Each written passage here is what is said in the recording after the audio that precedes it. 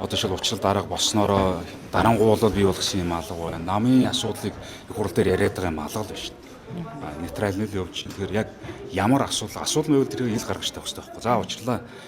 Та ингээд их хурлын дарга хийснээр ийм асуудлууд байна гэдээ ярих хэрэгтэй байхгүй. Тийм асуудал нь байхгүй зүгээр намын дарга хийж болохгүй гэдэг асуудал хуулиараа эн чинь зөвшөөрөгдсөн асуудал шүү дээ.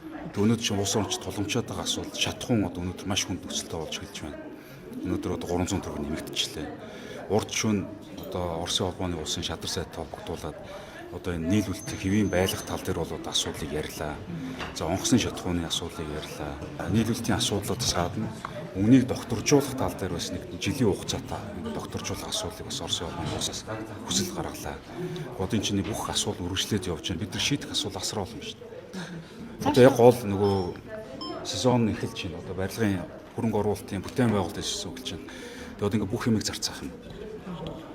Одоо бүлгээс улс төрийн шийдвэр гаргана гэж байна. Тэгэхээр одоо ер нь нарсан намын шийдвэрийг хүлээж авна гэж ойлгож болох юм уу? Сайн мэдэхгүй байна. Одоо тэгээд би сонсч иж л явахгүй бол одоо хүний одоо шийдвэрийг таамаглаж болж хийж мэдэхгүй байна л да. Өнөөдрийн байдлаар манай улсад шатхууны нөөц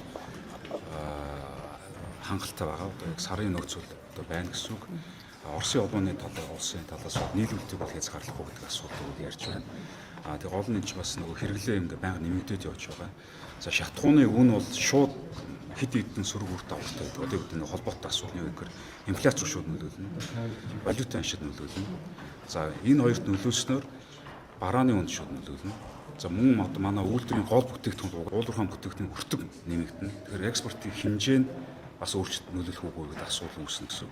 За яг тэгээ хөдөө аж ахуйн салбар дээр одоо яг гол газар тариал эргэлдэг сезон эхэлж байгаа юм.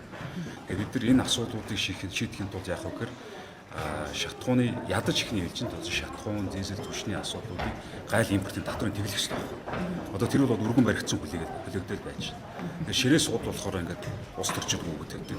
Ажил болохоор тэгээ юу гэж амж гарч ирсэн бэ? Би бол тэрийг нэг сайн ойлгохгүй шүү дээ.